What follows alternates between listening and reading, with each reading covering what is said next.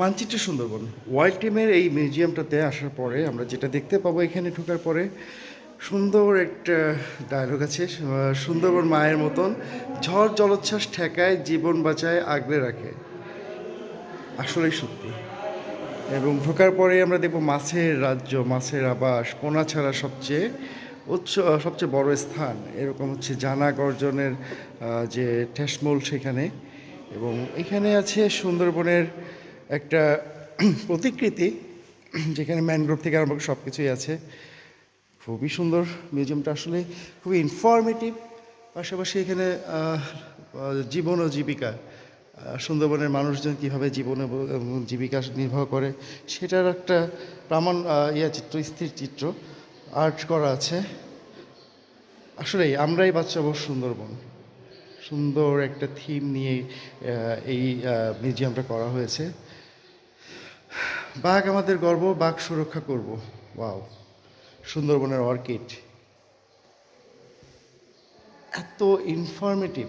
আমরা প্রতিটা ট্রিপে এইগুলো আমরা ইনশাল্লাহ পরে থেকে ইনক্লুড করব, যেটাতে সবাই মজা পাবে এবং সবাই আসলে খুবই ইনফরমেশন জানতে পারবে সুন্দরবনের।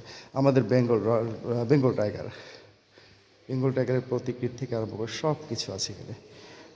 ইন্টারেস্টিং থিং হচ্ছে, বাঘ বাঁচলে বাঁচবে সুন্দরবন, বাঁচবে বাংলাদেশ। আসলেই তাই, কারণ সুন্দরবন বাংলাদেশের ফুসফুস।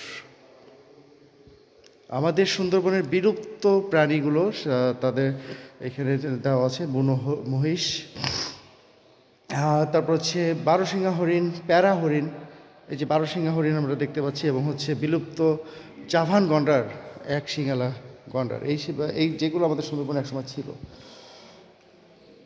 গোলপাতা গাছের প্রতিকৃতি, পুরো অ্যাটমসফিয়ারটা এত সুন্দর করে তৈরি করছে, আসলে রিয়েলি অ্যামেজিং। এখানে দেখতে পাচ্ছি দেশের অধিকাংশ অমেরুদণ্ডী প্রাণী বা মাছের আবাস সুন্দরবন, স্থায়ী বসবাসকারী পরিযায়ী পাখির সবচেয়ে বড় আবাস সুন্দরবন। আমি যেটা বলছিলাম, সুন্দরবন আমাদের ফুসফুস, বাংলাদেশের ফুসফুস সুন্দরবন। তো ধন্যবাদ সবাইকে। এরকম সুন্দর সুন্দর ভিডিও পেতে আমাদের সাথে থাকুন, এবং আরও অনেক ইনফরমেশন আপনাদের সামনে খুব দ্রুতই আসবো। আসসালামু আলাইকুম।